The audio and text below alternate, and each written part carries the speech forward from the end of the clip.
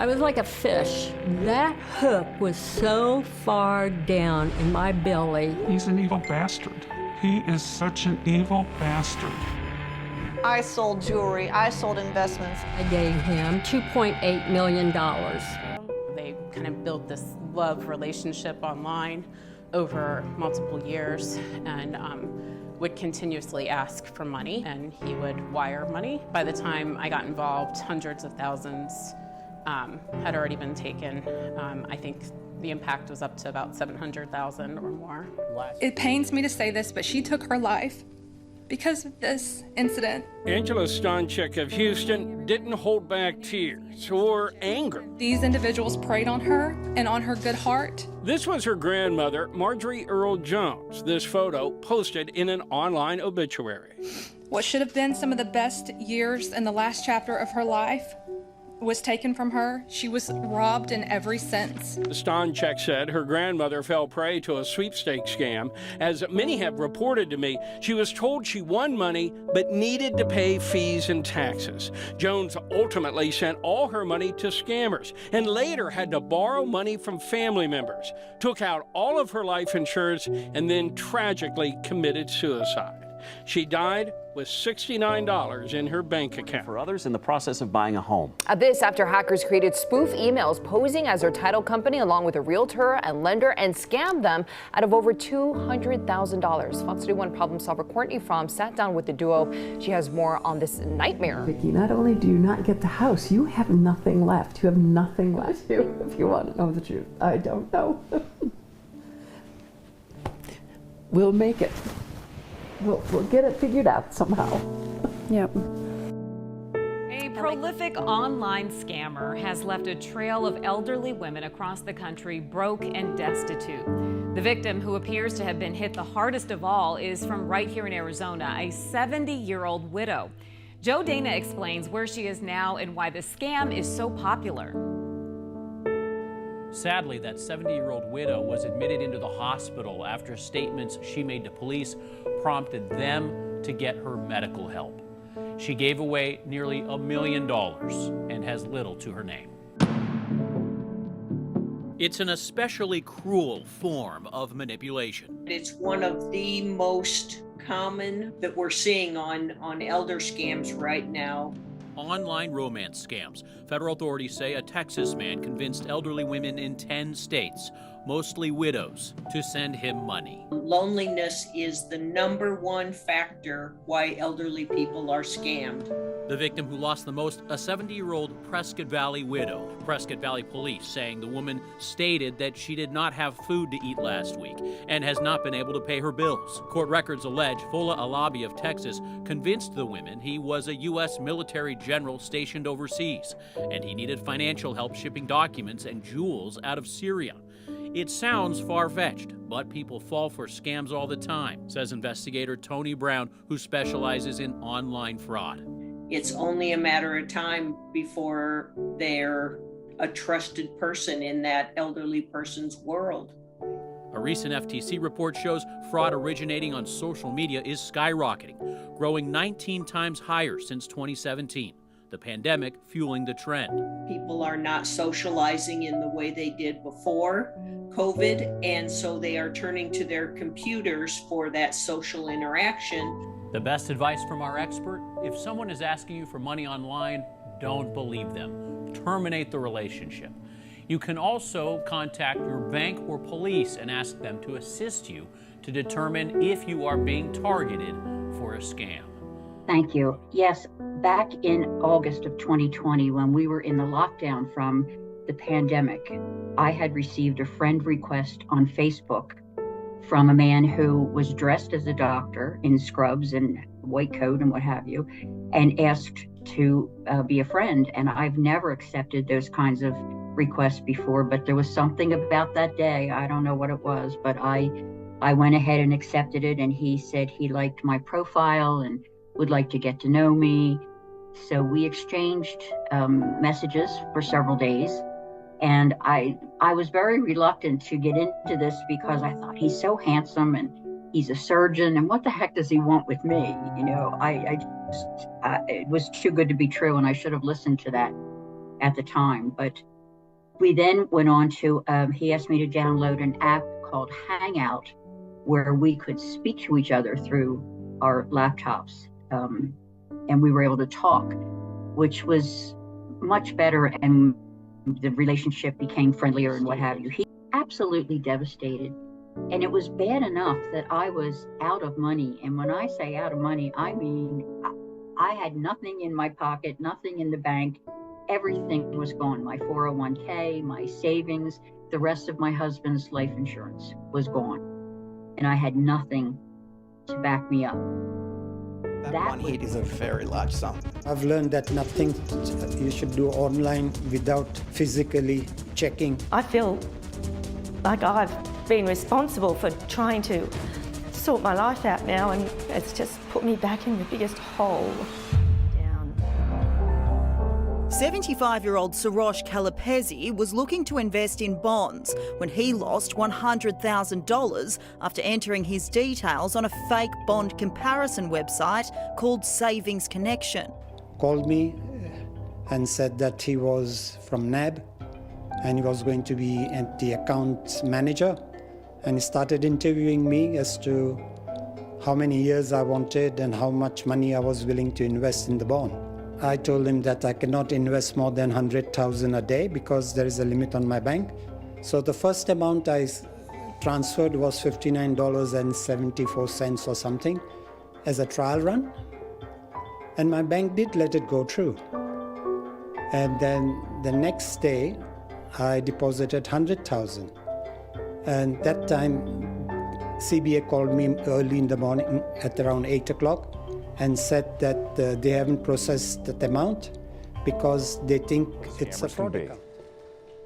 When Rose Martin met Diego Francisco on an online dating site, she thought she had found her match. He sent me a picture of him in a muscle t-shirt, and he was showing me this dessert he made, but I didn't pick up on anything out of the ordinary. Authorities say behind the facade of her Italian suitor were actually 6 suspects indicted in federal court in 2021, accused of running a $3.5 million romance scam. These people are predators, and they're conducting emotional and financial warfare. It's a reboot of an age-old scam, says the IRS, tricking new victims today. The story that they used often was the scammer was purporting to be on an oil rig. He sent me a video of him doing the job under the water. Then all of a sudden, this was going wrong and that was going wrong, and he would ask me to send money to get the machine fixed. Over the course of several months, Rose telling us she sent the man she thought was Diego more than $175,000. Into it. And then he asked me to marry him. It wasn't love at first sight. Diane Standish now knows it was never even love at all. You had me at It's a Match. Standish believes she found her soulmate on a dating website. Turns out the man in the photo, not real. A fake photo and fake one-liners that all come from a scammer's playbook. Oh, a ton of them. How was your weekend? How's your week going so far? Standish not only giving her heart to this man, but her money. In total, $270,000. The retired Ottawa school bus driver was at a vulnerable time in her life when she thought she had found love online. It took a while to adjust the fact that I was a widow. 5 years later, she was finally ready to venture into the world of online dating. It didn't take long for Wendy to connect with a man claiming to be a Canadian soldier. He showered her with the kind of love she hadn't felt in years. And she believed him when he said he couldn't meet or even video chat because he was on a covert mission overseas. He was a very good sweet talker, telling me, I love you. You were getting text messages. He was contacting you how many times in a day? Probably about 10 to 15. So he was really bombarding you with the love. Yes, I felt very special. She had never felt more cherished. When did he start asking you for help? About a month later, $5,000, $25,000. Money Sebastian says he needed for a never-ending renovation of a farm he claimed to own in South Africa.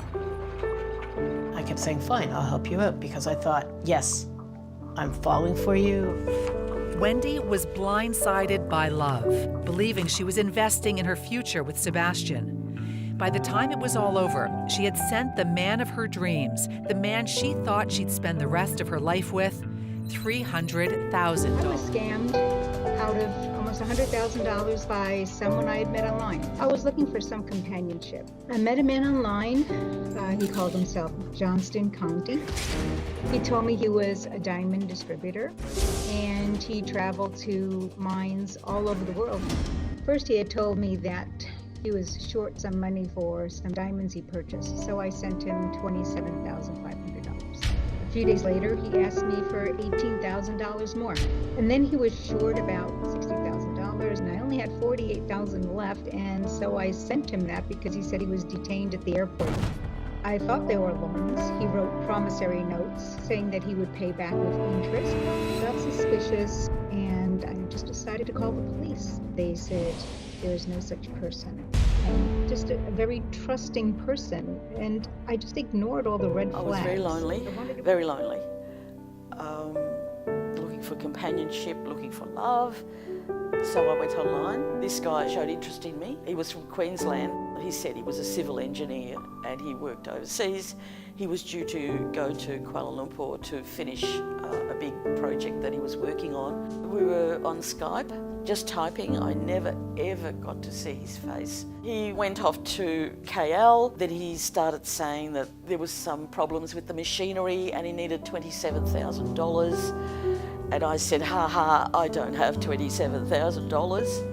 I sent him $1,000. Then I started dipping into funds to borrow. I set up an account here and sent him the card so he could access money out of that account. I didn't feel like me anymore. Family members, my friends were worried.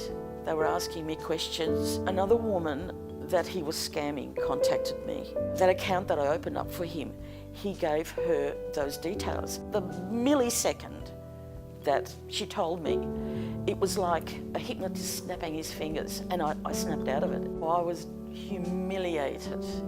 I didn't want to talk to people, I just wanted to hide. I lost 15 grand, and there's no way that I can really pay it all back, and I will be paying it back for the rest of my life. Hello? The elderly are being targeted once again. This is Grandpa, and I said, yeah.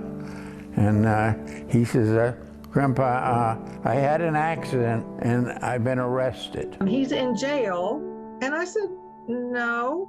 And so I immediately yelled at Dan, I said, call Travis. Later, this other guy calls. Public defender. I mean, I was shaking the whole time. They got $5,000. They wanted $2,000 more. And according to the FBI, they've had so many reports of this particular scam, they sent out a PSA last year to warn the elderly. He lived in Orlando. And once it started moving forward, I wanted to meet him. He was like, let's get this thing. I want everything out in the open. And then he had a trip he had to go to California. Did he ever, did you guys ever like FaceTime or Skype or video chat? So you never met? No, because he went to California very shortly after we started talking. And he was going, when I say this stuff now, I kind of laugh at it. He was going there because he was investing in some gold and he needed to go over to Africa. And once he got there, he never came back. There was always a reason. And I've seen this with other women. They've talked about whoever they were involved with had stories of investments, and all of a sudden they needed money. They couldn't get out of the country. You know, they had one emergency after another. How much did you send? Total amount? What I lost with him was probably well over $500,000.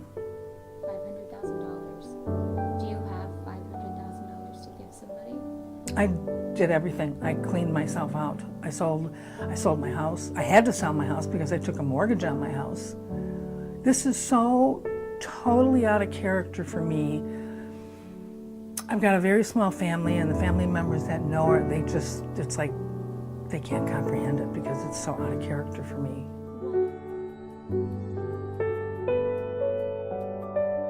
The lady on the phone was saying that she was my granddaughter. She needs help, and she hasn't got the money, and they're going to take her to jail. We went to the bank, got the money, and then the girl came over, picked it up, and then she took off. It was about 2011. I signed up to a dating site for the first time. I was approached by one person. She initially claimed to be in the States, and when I queried it, she then said, but I'm back in Ghana now. I was a little bit suspicious, but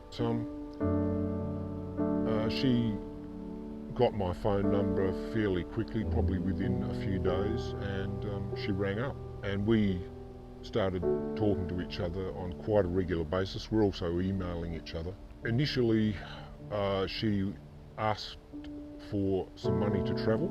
She said, well, I think it's time we met, and she didn't have quite enough, and could I send her $800? I'd sent her the $800. She was just about to travel. Of course, something went wrong. That stopped her from getting on the plane. Her mother said that her father, her late father, had died about 7 years previously and left 50 kilograms of crude gold as a nest egg for the man that she liked.